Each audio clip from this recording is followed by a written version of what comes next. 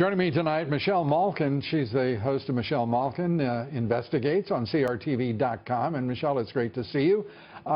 There is so much for us to cover here. I want to start, if I may, with voter fraud and Stephen Miller.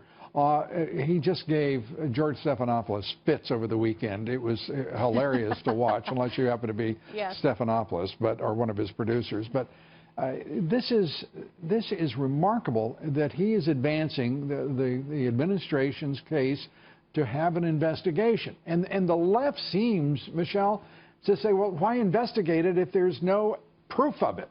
As if there would never be a criminal investigation or any other kind of investigation, scientific even, because apparently we're supposed to have all the answers before we begin. That's the view of the left-wing media. Yeah, that's right. And Stephen Miller is giving a lot of people fits, a lot of people seizures, because he is somebody who is brilliant and unapologetic and has been battle-tested in so many of these fights that the left has felt entitled to have no opposition to. And this has been the frustration of so many of us who've been on the side of immigration enforcement, or so many of these fights on cultural matters or matters of national sovereignty. And as young as Stephen Miller is, he is someone who has had more experience in opposing these forces and winning than so much of the open borders Republican establishment. So it's not just the George Stephanopoulos of the world. It's so many of these Republicans who've been in the pockets of big business and played along with this game, that we shouldn't look at voter fraud, that we shouldn't look at the impact on both economics and national security of systemic non-enforcement of our immigration laws. I love it when Stephanopoulos was talking about the cost of the border wall, and Miller said, well, why don't you people ever investigate the cost of illegal immigration and the burden that it represents to the treasury of local, state, and federal treasuries?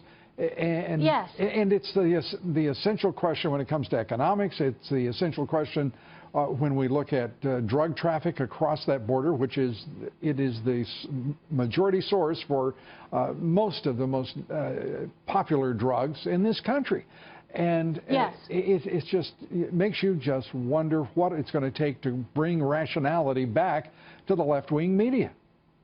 Well, it's more people like Stephen Miller in government and in positions of power and influence, and having platforms that ordinary Americans who've been harmed by all of these policies have never had. That is what is so refreshing, Lou, because patriots like Stephen Miller are ripping the kabuki mask over open borders theater in every aspect of it. I mean, Stephen Miller is somebody who had his finger on the pulse when he was working for Jeff Sessions and Michelle Bachmann and Dave Brat on those H-1B workers who have never had a voice in Washington, or the family members of victims of illegal alien crime. And, you know, now we're seeing all of the hue and cry over these ICE raids. Why? Because finally the 20,000 people who work in the Bureau of Immigration and Customs Enforcement have had their hands unleashed and untied to do their jobs. Of course the left is up in arms about it. And it's looking as though the companies that control left-wing media in this country are starting to see that there is a limit to the damage they can do to the Trump administration. And I think the American people are awakening the fact that the revolution that's being described by the Democrats in particular and the left is really a revolution of elites, whether they be in Hollywood or whether they be billionaires trying to drive a given message through the national media.